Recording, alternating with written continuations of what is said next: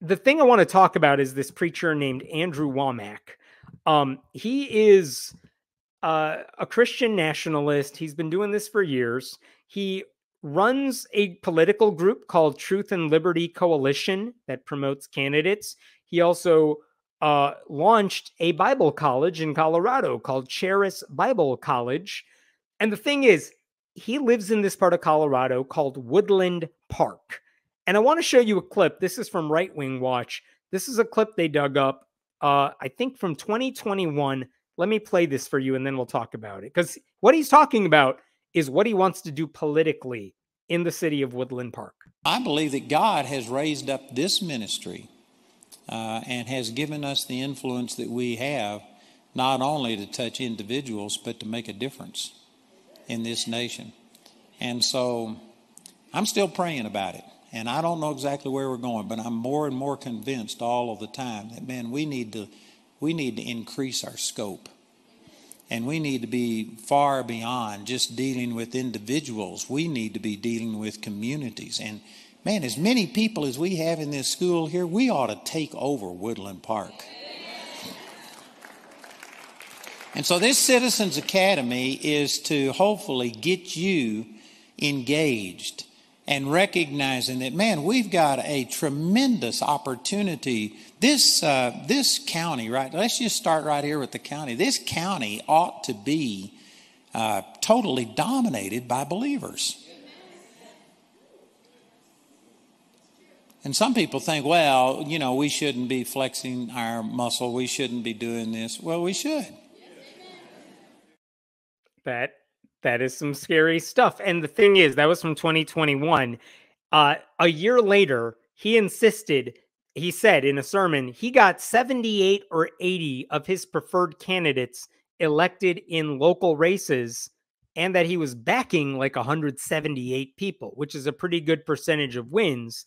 And I think I may have talked about this sometime last year, but his people actually did take over the Woodland Park School District. Like, they won a majority of seats on the local school district board. And that in itself was a scary thing. NBC News covered this sometime. This is from last May. Let me show you this article here. Here we go. Trump was great at this. How conservatives transformed a Colorado school district. And look at this article from Tyler Kincaid. Woodland Park, a small mountain town that overlooks Pikes Peak, became the first, and so far only, district in the country to adopt the American Birthright Social Studies Standard, created by a right-wing advocacy group that warns of the steady whittling away of American liberty. The new board hired a superintendent who was previously recalled from a nearby school board after pushing for a curriculum that would promote positive aspects of the United States.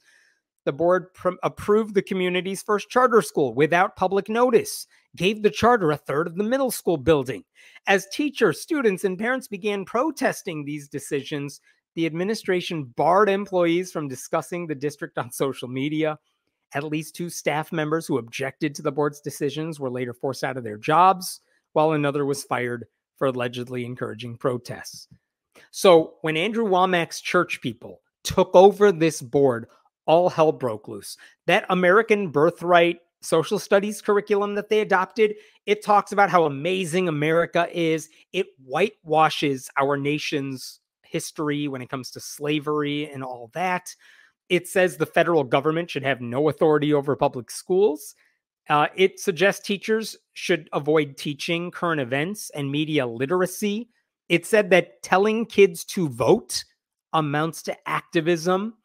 And also, the NBC News pointed this out, the American Birthright curriculum, it talks about Bill Clinton's impeachment, but not Donald Trump's impeachment, even though the books are recent.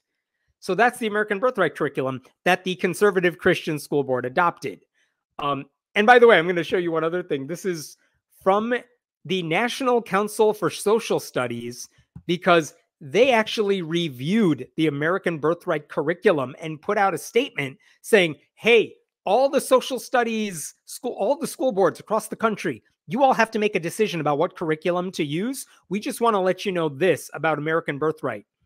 If implemented in schools, these suggested standards would have damaging and lasting effects on the civic knowledge of students and their capacity to engage in civic reasoning and deliberation.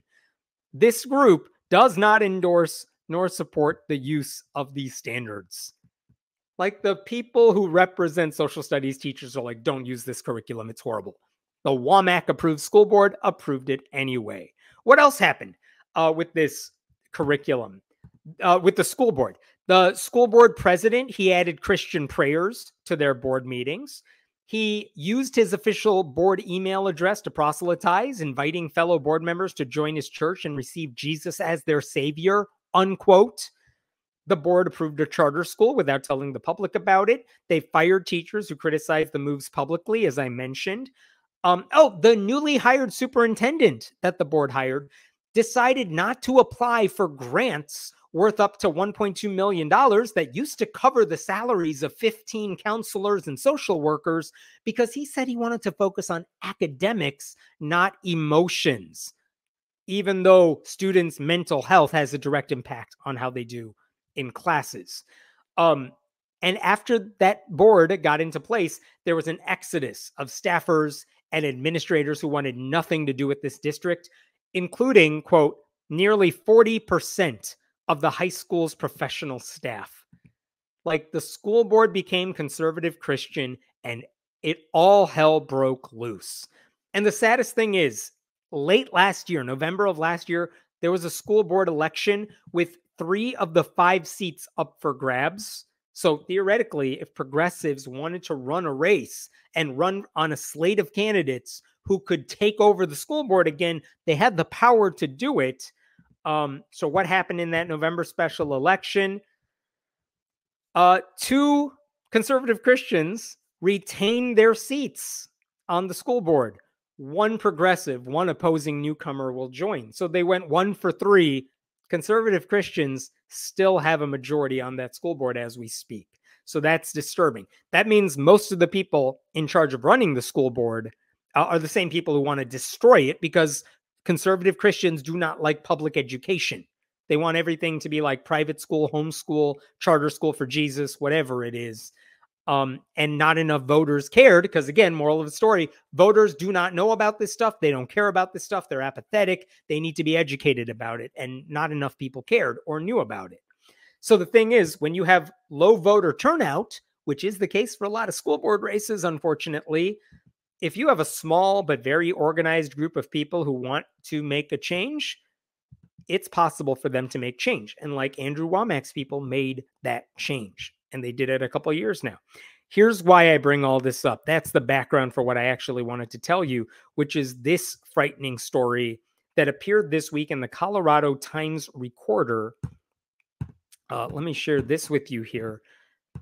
This is the headline from Logan Davis, is the journalist. City council races could complete Andrew Wommack's takeover of Woodland Park. Basically, they won the school board, and now Wommack's church wants to take over the entire city council. And let me give you some background here. Here's where we're at. There are 7 members of the city council, including the mayor. It's like the mayor and then 6 council members. Everyone in the city gets to vote on all of those seats. And on April 2nd, 5 of those seats are going to be up for re-election. And voters can select 4 of them on their ballots. And guess what Andrew Wommack is doing? It seems like his people are running a slate of 4 conservative Christian candidates, one of whom is currently on the board, but 3 newcomers. They're all running to win those seats. And if they won 4 seats on the city council, they could take over the city council. And what's very interesting, and this is what I found interesting about that article that I just mentioned, it seems like all of these candidates who are affiliated with Andrew Wommack do not want anyone knowing they're affiliated with Andrew Wommack. They want to hide the fact that they are probably working together. And here's what I mean by that. This is from this amazing article. Check this out. This is also from this piece here. When Andrew Wommack's slate won the school board in 2021, they did so with only 1 of Andrew Wommack's actual acolytes on the ballot, Sue Patterson, who still serves on the board, and 3 other candidates who are ideologically compatible with the ministry, but not personally tied to it prior to their runs for office. The de facto council slate, city council slate, is different. 3 of the 4 candidates running for office in Woodland Park this year have been students or employees at his organizations, and the 4th has close ties to members of those organizations. And if all 4 of them win seats, they will hold a majority. And in the eyes of concerned locals, Andrew Wommack will have made good on his threat. He will have taken over Woodland Park. And that is horrifying. Just to give you an example of some of those candidates, one of the guys, his name is Don DeZellem. He says 2 years ago he ran for this seat for city council and he lost. And at the time, people are like, aren't you affiliated with Andrew Wommack? And he put out a Facebook post saying, like, you guys, I'm totally not affiliated with Andrew Wommack. Look at this. This is from 2022. Where did it go? Here we go. Look at this Facebook post from 2022. This statement is concerning my involvement with Charis Bible College and Andrew Wommack. I have no involvement with them. I have never been a student at Charis, or take donations from them, blah, blah, blah, blah, blah. Okay. But when you look at what he actually does, DeZellem does have close ties, however, to Charis graduate and current councilman Robert Zuliuga, with whom he has promoted a series of Patriot Academy classes. Patriot Academy is a far-right training organization founded by a man named Rick Green, which promises to train citizens to understand and influence government policy with a biblical worldview. In both 2022 and 23, he promoted biblical citizenship classes based on Patriot Academy's programming. So this guy is very much linked to Andrew Wommack, and that should be disturbing. There's another guy named Eric Lockman. Here's what I found interesting. Oh, this is from the article, but this is what I found interesting about Eric Lockman. Here's the page on the city's website saying this guy's a candidate for city council. And if you look at Lockman's bio here, look at this line. Currently, Eric serves as the director of operations at his local church. Oh, that sounds nice. This is a good community guy who works at his church. Guess what church it is? It's affiliated with Andrew Wommack's church. But he doesn't want you to know that because he knows Andrew Wommack might turn off a lot of people in the community. Here's another dude running for the same seat. This right here is Tim Northrup. And if we scroll down, let's learn about Tim Northrup. Let's look at his past experience. He spent 25 years as an IT manager in the banking business. Oh, he had a lot of big responsibilities. Very nice. After that, he started and ran a small business with his wife for a few years. Fine. We then moved to the mountains in Colorado and 4 years ago purchased property in Woodland Park. Wow, it seems like his work history is that he worked really hard. And then for the past 4 years, there's just nothing to speak of. Everything is totally fine. You know where he works? For his past several years, he literally works for Wommack's ministry in the call center. He literally works for Andrew Wommack, but he doesn't say that. And he also studied at Charis Bible College. He doesn't say that either. There's one more guy running. His name is Frank Connors. And all I will say about him, his wife was a student at Charis, and he himself promotes the school and Wommack's ministry online. So according to Davis, who wrote this article, none of these people have gone public about the fact that they're connected to Andrew Wommack. But those 4 people have very close ties. And I don't know if they're working together. And I don't know if Andrew Wommack is going to tell his people, everyone, go vote for them, because he could theoretically get in trouble from the IRS for saying something like that. But also, it wouldn't take that much work for church members to start spreading the word. Listen, when you go to vote on April 2nd, these are the 4 people you need to vote for because they're our people. It's like a stealth campaign for office. And if everyone connected to this ministry who lives in Woodland Park votes the same way, they could actually get away with it. And that is frightening.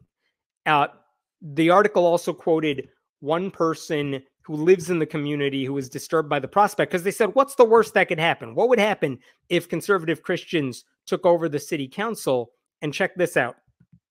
The implications, if the new city council majority is made up of Wommack supporters, could prove detrimental to other locals, said this person who lives in the area. They would continue granting the ministry property tax exemptions for their planned expansions, placing increasing strain on local services. There are water, road, and emergency service issues already. We can't rely on sales tax alone to bear the burden of ensuring those services are maintained and sufficient for our area. But if the church ministry grows, then they can't be taxed, and that would it would destroy the community. And so the warning thing is, though, the warning lights are out. I guess the one thing I would say about these candidates, if you go to the website for Woodland Park, this is what I'm wondering, and I don't know the answer to this yet. If you go to the city's website, they have a list of all the city council candidates. There are 10 of them. 4 of them I've already mentioned are affiliated directly or indirectly with Andrew Wommack. What needs to happen is that everyone else in the community needs to say, listen, we're all going to vote for these 4 people. No splitting of the votes. Just pick the 4 people you're going to vote for. And 2 of those people should drop out and tell them to vote for the other 2 or something.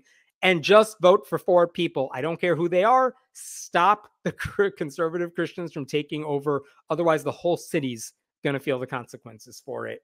And so far as I know, they haven't done that. And again, it is a city council race on April 2nd. You know that's going to be a low turnout election. And that's what I'm really afraid of for these people, because in a low turnout, low stakes, it seems, race, a growing ministry that is hell-bent on taking over secular areas of their community, they could be really successful, and that is a scary thing. So I'm just putting that out there. Scary thought. I don't know what's going to happen, but I'm going to pay attention to it. I think I'm done. Are there any other questions, Den? God is an ever-receding pocket of scientific ignorance that is getting smaller and smaller and smaller as time moves on, says Neil deGrasse Tyson. That's a good quotation. I like that one. Thank you for sharing that. How come liberals cannot take over a school district in the cities, etc., poverty? We're not organized people. We're very good at being loud and active, but organization is not our strong suit. I mean, we see this in races all the time where, we saw it in California Senate race recently where there were 3 Democrats running for a Senate seat. The top 2 move on to the actual election, and Democrats couldn't get their shit together. So one of the Republicans took the second slot, and now they have a candidate on the ballot. I see this locally too. I wish liberals could just say, look, these are the people we're all going to vote for. Start spreading the word. Get your early ballots in. Do your mail-in voting now, just to stop the worst thing from happening. And unfortunately, you have progressive putting up a candidate. Then you have corporate Democrats putting up a candidate. And sometimes there's bad blood between them. If there's ever a time to unite, this would be it. And unfortunately, what's going to happen is Republicans will ultimately unite. All those Nikki Haley voters, you think they're going to vote for Biden? No, they're going to vote for Trump. All those people who are critical of Trump right now and getting talking spots on MSNBC or whatnot, they're going to vote for Trump. That is what Republicans do. And that's a scary thought because there's more of us, but also you're going to find a lot more ideological purists among Democrats who are well, Biden did this one thing I didn't like. I don't like his policy with Israel. I don't like this thing that I'm going to blame him for. And then they're I'm just going to stay at home or be an idiot and vote for a third-party candidate. We're very stupid, ultimately, and not enough of us know how to vote strategically. In other words, they're stating teaching kids how the government functions is dangerous. Yeah, that's how the conservative Christian curriculum works. Government is bad. That is how we teach you about government. Scary.